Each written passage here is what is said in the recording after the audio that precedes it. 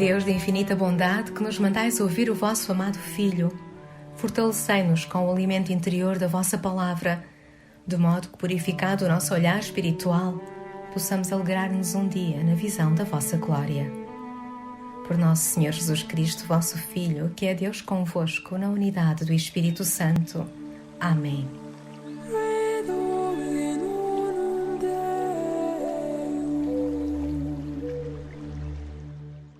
Do Evangelho segundo São Lucas.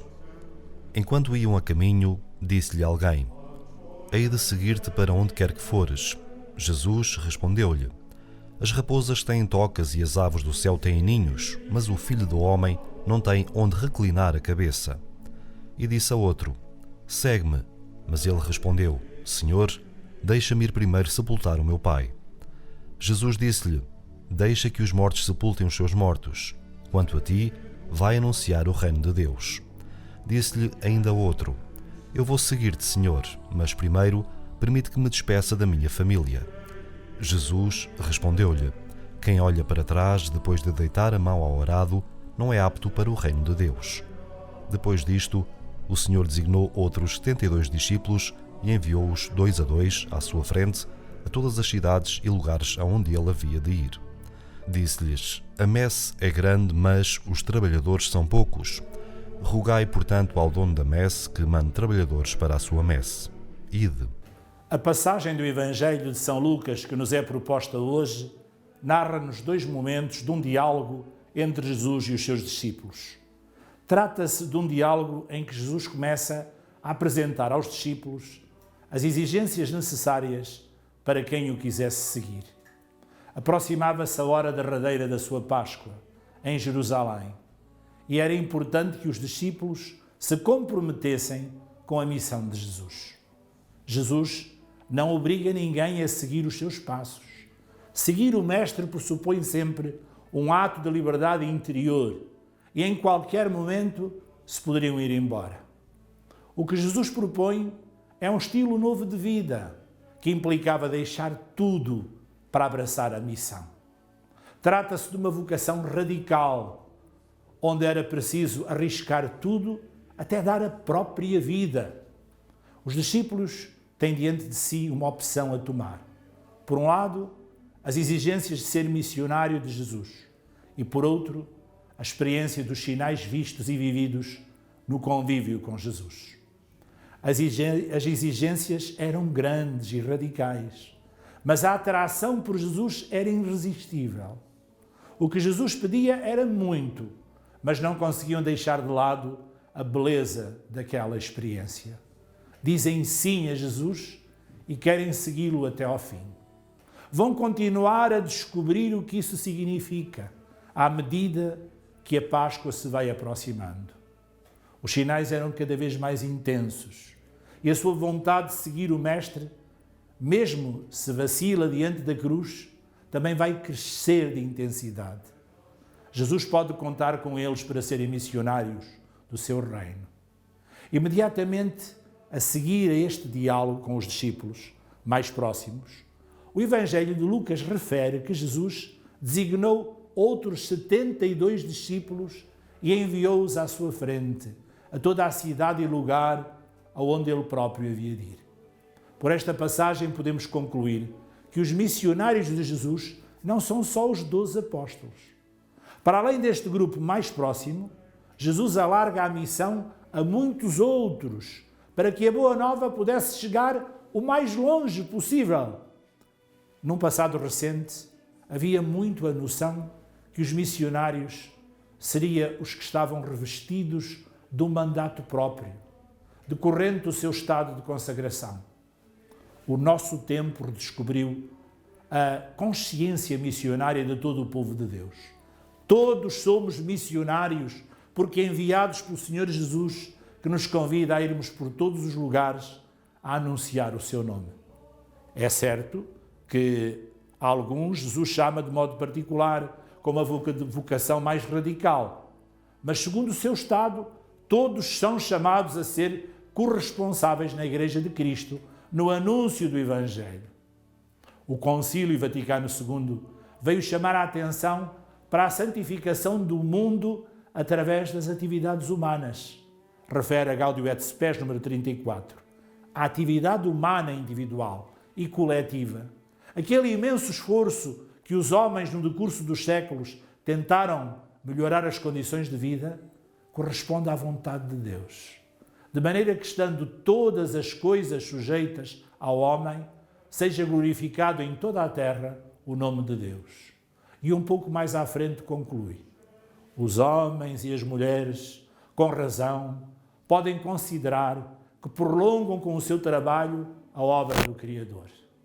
As nossas tarefas e responsabilidades, o trabalho e a família, são territórios onde, vivendo o Evangelho, nos tornamos verdadeiros discípulos missionários para a salvação do mundo. O bispo ou o sacerdote, a religiosa ou os consagrados, não estão presentes nos ambientes pessoais de cada um, nos locais de trabalho, no coração das atividades humanas. Mas estão lá os cristãos, batizados e enviados a testemunhar o amor de Deus. Vivendo os ensinamentos de Jesus, seremos a sua presença em toda a parte e sinais de esperança. É certo que muitos irmãos não sentem o impulso a participar nas nossas celebrações, em particular na Eucaristia. Falta-lhes o ânimo e a fé firme, ou talvez ainda não tenhamos sido suficientemente fortes para lhes anunciar a beleza e o dom de sermos uma autêntica comunidade.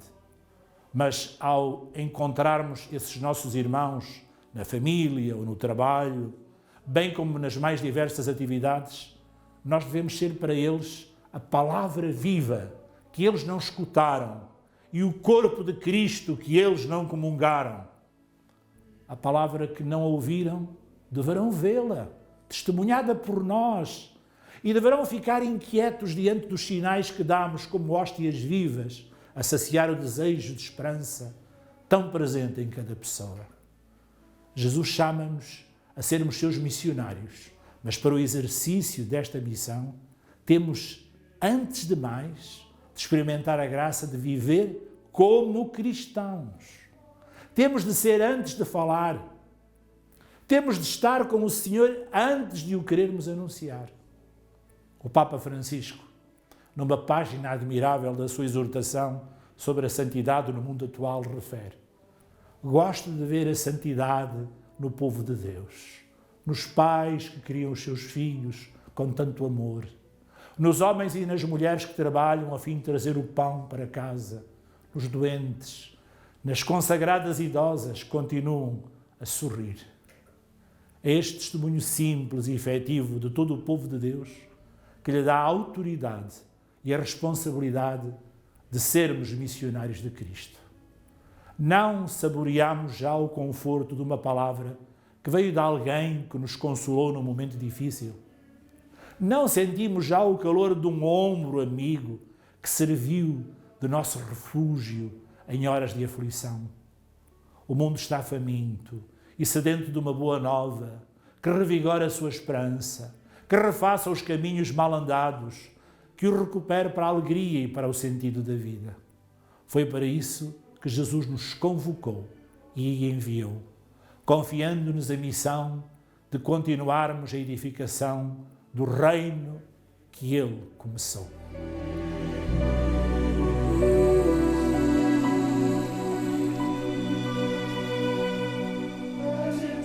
Eu vos amo, Senhor, vós sois a minha força.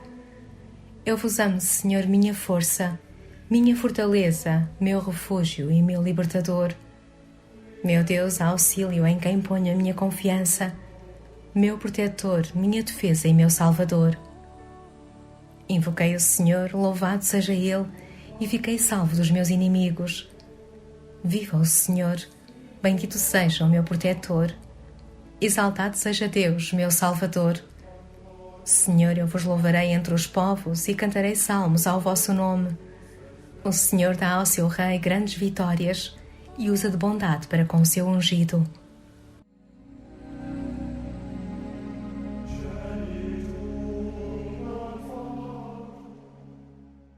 Pai nosso que estais nos céus, santificado seja o vosso nome. Venha a nós o vosso reino. Seja feita a vossa vontade, assim na terra como no céu. O pão nosso de cada dia nos dai hoje. Perdoai-nos as nossas ofensas, assim como nós perdoamos a quem nos tem ofendido, e não nos deixeis cair em tentação, mas livrai-nos do mal. Amém. Senhor Jesus, tu que outrora percorreste os caminhos da Galileia acolhendo preces e súplicas, socorrendo os pobres e aflitos, curando chagas e suavizando dores, dá-nos hoje a luz do teu Espírito para sabermos acolher também os sofrimentos do nosso tempo, imitando os teus gestos de amor. Como família diocesana, estamos prontos para partir ao encontro dos irmãos que se afastaram da experiência da fé, dos que sofrem discriminações, dos que são vítimas de todo o tipo de violência e dos que perdidos imploram um abraço de esperança. Que as nossas comunidades sejam como uma mãe de coração aberto, sempre disponível para abraçar os filhos desorientados, mas famintos do teu amor. Maria, nossa Mãe, que acolheste o Verbo de Deus no teu seio e partiste apressadamente atravessando montanhas e abraçando perigos, ensina-nos a ter um coração semelhante ao teu, para revelar ao mundo o rosto salvador do teu divino Filho, fonte da esperança e único Senhor capaz de libertar os corações atribulados.